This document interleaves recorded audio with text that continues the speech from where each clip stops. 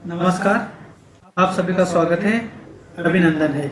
आज के इस वीडियो में हम पढ़ेंगे इलेक्ट्रोकेमिस्ट्री। इलेक्ट्रोकेमिस्ट्री में भी जो मेन टॉपिक डिस्कस करेंगे वो करेंगे रिप्रेजेंटेशन ऑफ इलेक्ट्रोलाइटिक सेल। इसके बाद स्टडी ऑफ इलेक्ट्रोलाइसिस करेंगे।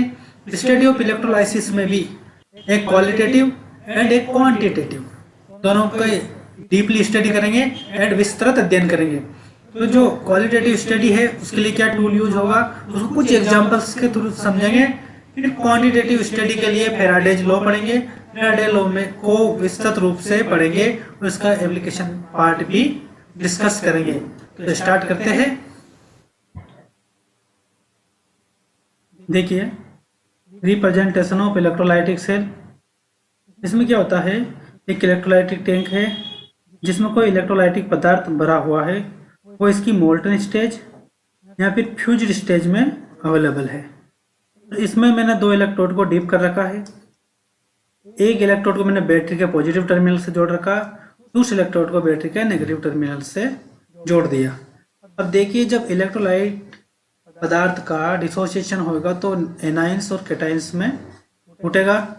तो एनाइन तो जो एनाइंस है वो ऑपोजिट टर्मिनल यानी कि पॉजिटिव इलेक्ट्रोड पर जाएंगे और नेगेटिव टर्मिनल वाले इलेक्ट्रोड्स पर कौन जाएंगे, कैटाइन, राइट। एनाइन इस पर जाएंगे, अपना इलेक्ट्रॉन रिलीज करेंगे। रिलीज करने के बाद इनका क्या हो जाएगा, ऑक्सीडेशन। और यहाँ पर ये इलेक्ट्रॉन यहाँ से आएगा, इस इलेक्ट्रोड पर आएगा।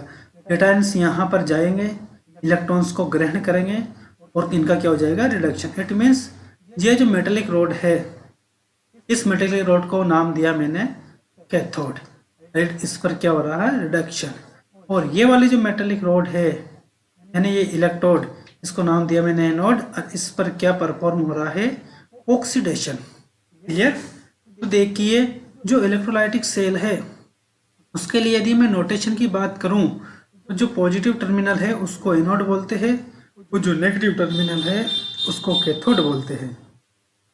अब एनोड पर कौन जाता है, एनाइन जाता है, इससे याद रखना। इट मीन्स एनोड पर एनाइन जा रहे हैं तो खुद एनोड क्या होगा, पॉजिटिव। क्लियर। और कैथोड पर कैटाइन जाते हैं, कैथोड पर कौन जाता है, कैटाइन। इसका मतलब ये है कि सीसी से आप याद रख लेना कि कैटाइन तभी जाएंगे जब कैथोड खुद क्या हो, नेगेटिवली चार्ज्ड। क्लियर। अब अपन जानते हैं कि delta G is equal to होता है -NF ई सेल, सेल का सेल विभव।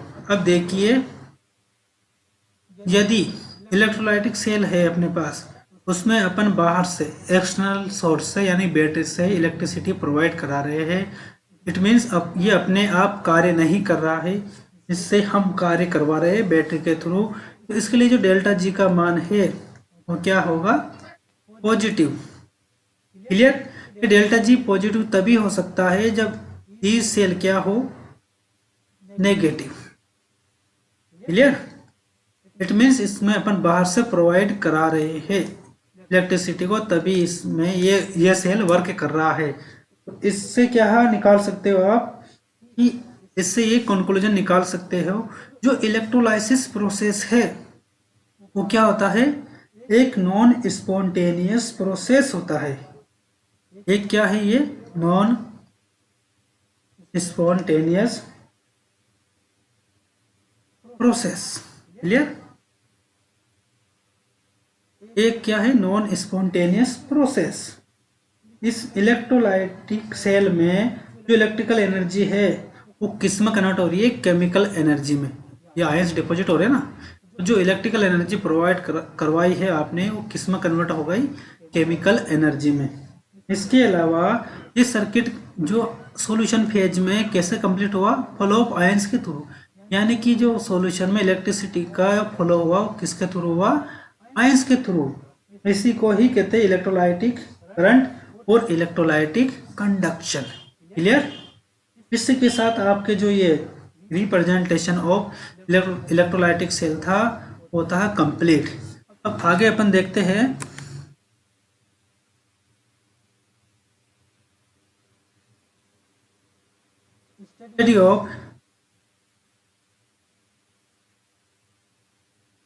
Study of electrolysis.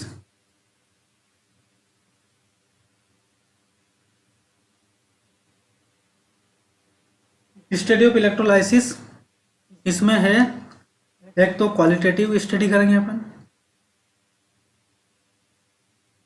क्वालिटेटिव, और एक स्टडी करेंगे क्वांटिटेटिव।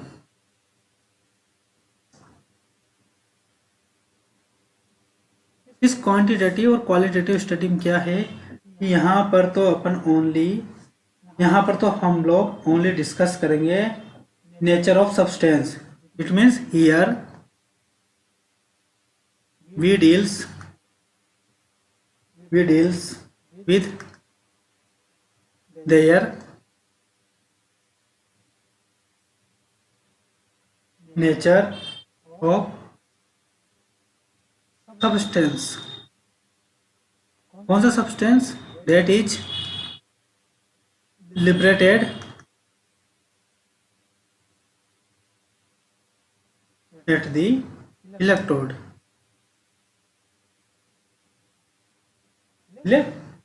और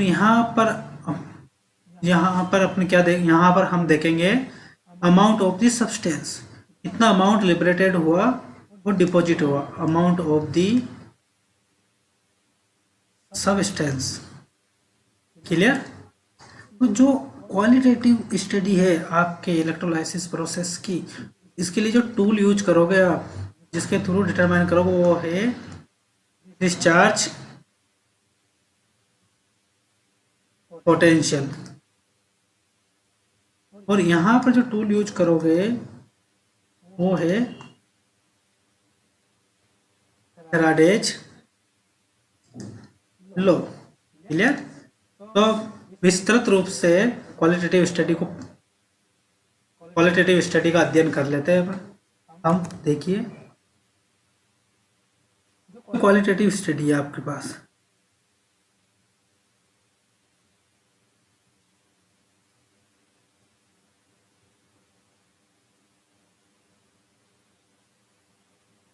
क्वालिटेटिव स्टडी है, उसमें आप दो केस डिस्कस कर सकते हो। कौन सा केस? एक केस तो है केस फर्स्ट और एक है केस सेकंड। क्लियर? इसको मैं आपको एक्सप्लेन कर देता हूँ। तो देखिए, आपके पास जो स्टडी ऑफ इलेक्ट्रोलाइसिस है, क्वालिटेटिव और क्वांटिटेटिव। जो क्वालिटेटिव है उसके भी दो केस है। एक केस तो ये हो सकता है कि सॉल्यूशन में एक ही प्रकार के एनायन और एक ही प्रकार के कैटायन अवेलेबल हो। ठीक है, तब तो कैथोड पर कैटायन चला जाएगा और एनोड पर एनायन चला जाएगा। लेकिन एक स्थिति ऐसी भी आ सकती है कि सॉल्यूशन में एक से अधिक प्रकार के कैटायन हो और एक से अधिक प्रकार के एनायन हो। तो फिर यहाँ पर एनायंस और कैटायंस के फलों में क्या आ जाएगा? कंपटीशन आ जाएगा। जब एक से अधिक प्रकार का कैटायन हो, जो पहले जाकर इलेक्ट्रोड पे पहुंचेगा, जो कैटायन, उस कैटायन का क्या हो जाएगा? रिडक्शन हो जाएगा। इसी प्रकार जो एनायन पहले पहुंचेगा उसका क्या हो जाएगा? ऑक्सीडेशन। तो यहाँ पर पहले कौन जाएगा ये डिपेंड करेगा इनके डिस्चार्ज पोटेंशियल पर। तो जिसका डिस्चार्ज पोटेंशियल ज्यादा होगा वो पहले जाएगा, वो लेट जाएगा। जिसका डिस्चार्ज पोटेंशियल कम होगा वो पहले जाकर डिस्चार्ज हो जाएगा। तो इसका अध्ययन करते हैं। क्लियर? तो यही है, इफ सॉल्यूशन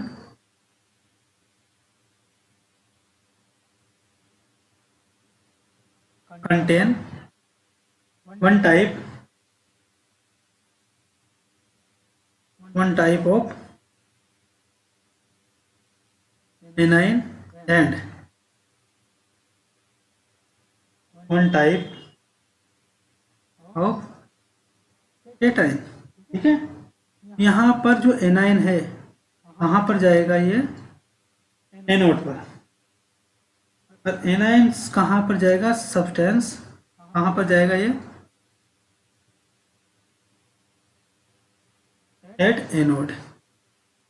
क्लियर? एनोड पर क्या होता है? एक इलेक्ट्रॉन रिलीज करेगा, मान लिया इसने, और एनोड पर चला जाएगा ना। यहाँ क्या हो रहा है? एनोड पर ऑक्सीडेशन। इस पर जो कैटायन है वो एक इलेक्ट्रॉन जो रिलीज किया था उसको ग्रहण कर लेगा। कैटायन का क्या हो रहा है? रिडक्शन। और ये कहाँ जाएगा? Substance at cathode. Clear.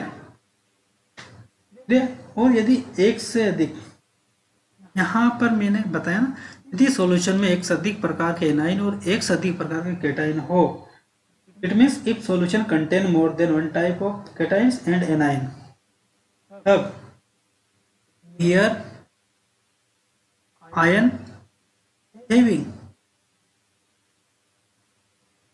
Less discharge potential is preferred, clear. And जो इस पोटेंशियल का जो डिक्रीजिंग ऑर्डर है एनाइन कैटायन का, वो मैं बता देता हूँ आपको। देखिए, अगर मैं केस सेकंड के लिए एनाइन का कैटायन का ऑर्डर देखूं, इसका कैटायन का ऑर्डर देखूं, मेरे पास कैटायन का जो ऑर्डर मिलेगा वो आएगा मेरे पास। देखिए, चेंज कर लेता हूँ कलर। ये आएगा मेरे पास, सबसे पहले जाएगा मेरे पास पोटेशियम, इसका सबसे ज़्यादा डिस्चार्ज पोटेंशियल है, उससे कम है मेरे पास सोडियम का, उससे कम है मेरे पास कैल्शियम 2+, उससे कम डिस्चार्ज पोटेंशियल Mg2+, फिर उससे कम डिस्चार्ज पोटेंशियल एल्यूमिनियम 3+, फिर है जिंक 2+, फिर आता है मेरे पास H+, इसको मैं H+ भी लिख सकता हूँ, और H3O+ भी लिख सकता हूँ। फिर आता है मेरे पास कॉपर 2+, फिर है मेरे पास वो है Ag+, फिर है Au3+। अब देखिए, अगर इसके सबसे लेट, अगर सभी आयन्स एक ही सॉल्यूशन में हो तो सबसे लेट कौन जाएगा? पोटेशियम आयन, क्योंकि इसका डिस्चार्ज पोटेंशियल सबसे ज़्यादा है। क्लियर। अब इस ऑर्डर को याद रखने का थोड़ा सा ट्रिक है, जो आप याद रखो तो रख सकते हो। कन्या सेना पार मांगो,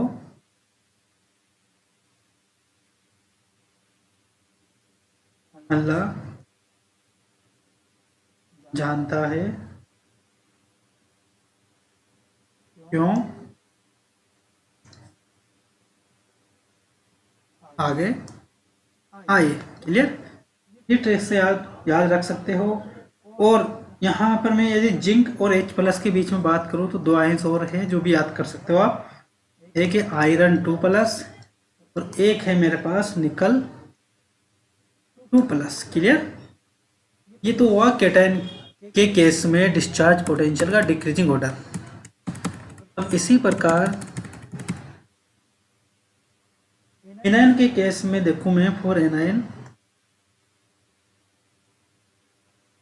जो डिक्रीजिंग ऑर्डर होगा वो होगा F- सबसे ज़्यादा, फिर SO4 2-, फिर NO3-, फिर आएगा मेरे पास OH-, फिर है मेरे पास Cl-, फिर है Br-, फिर आयोडीन माइनस। क्लियर। ये एनाइन के कुछ एनाइन से उनका डिक्रीजिंग ऑर्डर है, किसका? इनके डिस्चार्ज पोटेंशियल का। अब इसी के बेसिस पर इस डिस्चार्ज पोटेंशियल किसे कहते हैं? मतलब ये है कि discharge potential means the potential at विच में गेट डिस्चार्ज, यानी उस पोटेंशियल पर जिस पर आयंस इलेक्ट्रोड पर जाकर के हो जाता है डिस्चार्ज हो जाता है, या तो इलेक्ट्रॉन लेके या इलेक्ट्रॉन देके। क्लियर। तो इस डिस्चार्ज पोटेंशियल के बेसिस पर कुछ कंपाउंड है या कुछ इलेक्ट्रोलाइट है एक्टिव, इनर्ट और एक्टिव इलेक्ट्रोड के साथ कुछ एक्वस सॉल्यूशन इलेक्ट्रोलाइट के, उनके क्या कर लेते हैं अपन? क्वालिटेटिव स्टडी कर लेते हैं। क्लियर। देखिए, मैंने लिया एक तो इलेक्ट्रोड, यहां पर ले रहा हूं मैं इलेक्ट्रोड, फिर लिया मैंने कैथोड, फिर लिया मैंने एनोड, लिया मैंने अदर यहाँ रिमार्क। क्लियर। अब देखिए,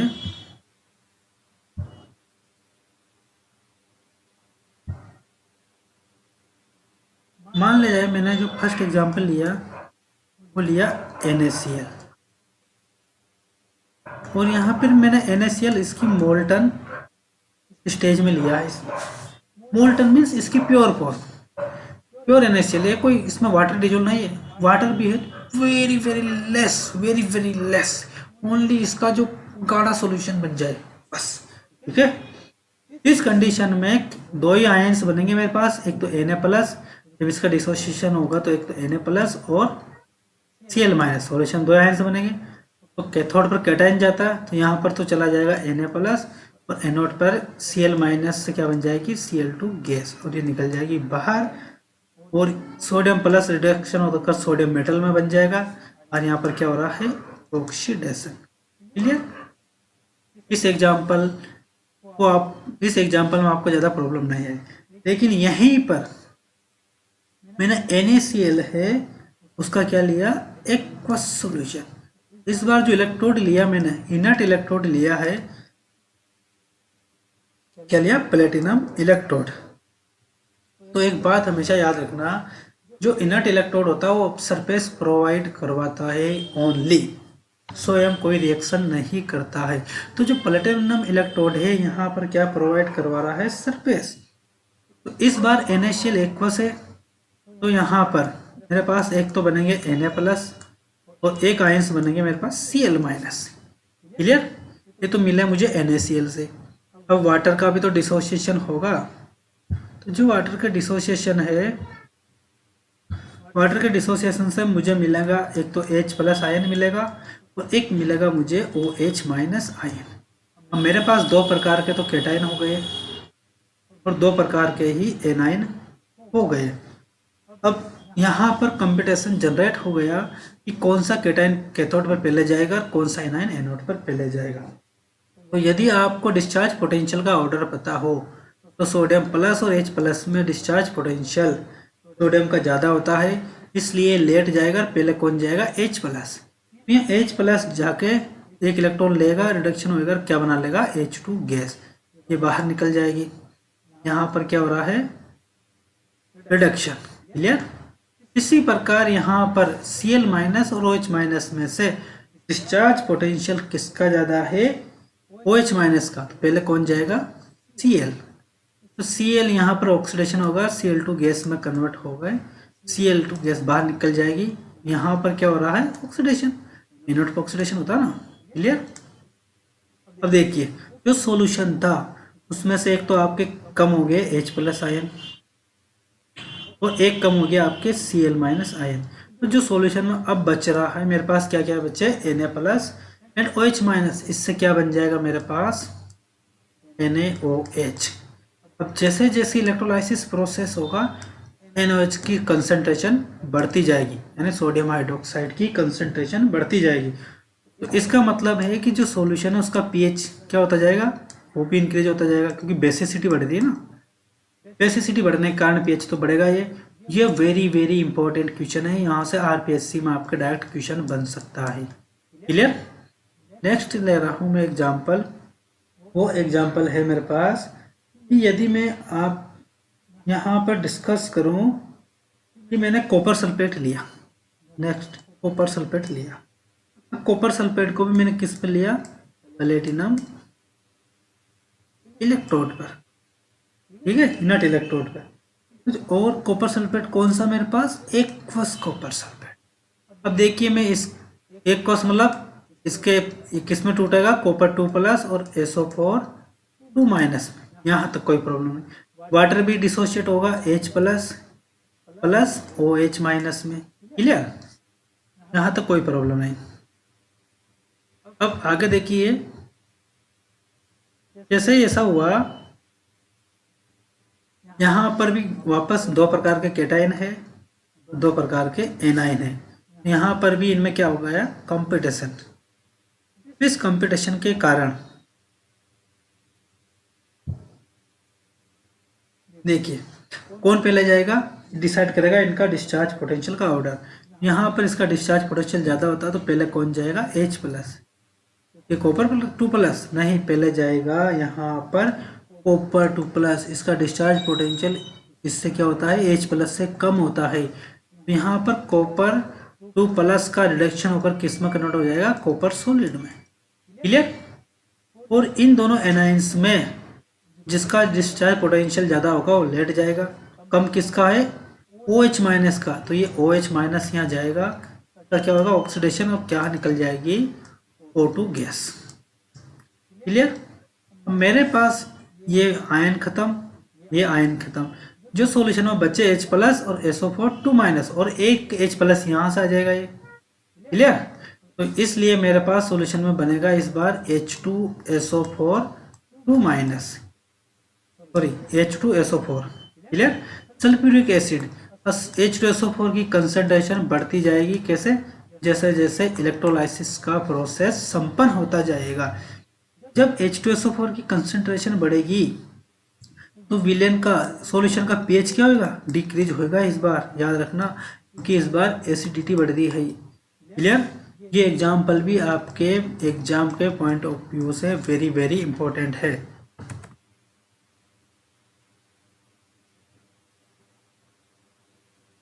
एक एग्जाम्पल और ले लेते हैं, वो है मेरे पास सिल्वर नाइट्रेट का, सिल्वर नाइट्रेट को मैंने लिया है प्लेटिनम इलेक्ट्रोड पर। क्लियर। अब इसका मतलब ये हुआ कि सिल्वर नाइट्रेट भी क्या लिया मैंने, एक्वस। अब यहाँ पर वापस कौन ये सरफेस प्रोवाइड करवा रहा है, प्लेटिनम इलेक्ट्रोड, स्वयं इनर्ट है, रिएक्शन नहीं करेगा। तो यहाँ पर मुझे आयंस मिलेंगे, एक तो Ag plus plus NO3 minus, ये तो मिलेंगे मुझे सिल्वर नाइट्रेट से, और एक्वस फॉर्म है ना, तो मुझे वाटर से क्या मिलेगा, तो देखिए वाटर से मिलेगा मुझे यहाँ पर वो है H plus plus OH minus. अब यहाँ पर वापस वही बात आ गई डिस्चार्ज पोटेंशियल की। यदि आपको डिस्चार्ज पोटेंशियल का ऑर्डर पता हो तो आप इन क्वेश्चंस को इजीली सोल्व कर सकते हो। देखिए Ag प्लस और H प्लस में डिस्चार्ज पोटेंशियल कम होता है Ag प्लस का, तो पहले ये कहाँ जाएगा, कैथोड पर जाएगा, उसका क्या हो जाएगा, reduction. Ag plus electron gain करेगा और Ag में कन्वर्ट हो जाएगा। ठीक है, सॉलिड। यहाँ से तो ये फिनिश बचा मेरे पास H प्लस, वो NO3 माइनस और OH माइनस में से डिस्चार्ज पोटेंशियल OH माइनस का कम होता है, इसलिए OH माइनस यहाँ से जाएगा, किस में कन्वर्ट हो जाएगा, O2 गैस में। क्लियर। इसका ऑक्सीडेशन हो गया, यहाँ से OH भी फिनिश। मेरे पास जो सॉल्यूशन है उसमें बचा एक तो H प्लस और NO3 माइनस, इससे क्या बन जाएगा, HNO3। नाइट्रिक एसिड, जैसे जैसे इलेक्ट्रोलाइसिस प्रोसेस संपन्न होगा नाइट्रिक एसिड की कंसंट्रेशन बढ़ती जाएगी। नाइट्रिक एसिड की कंसंट्रेशन बढ़ेगी तो जो सॉल्यूशन उसका पीएच क्या होता जाएगा, कम होता जाएगा। ये भी वेरी वेरी इंपॉर्टेंट एग्जाम्पल है आपके। क्लियर। कुछ और एग्जाम्पल है जो कुछ और एग्जाम्पल है जो आप हमारी एप्लीकेशन में जाकर वहाँ से जो डीपीपी है उससे ले सकते हो। क्लियर। इसी के साथ आपके जो क्वालिटेटिव स्टडी है इलेक्ट्रोलाइसिस की वो संपन्न होती है। नेक्स्ट वीडियो में हम पढ़ेंगे क्वांटिटेटिव स्टडी ऑफ इलेक्ट्रोलाइटिक। धन्यवाद।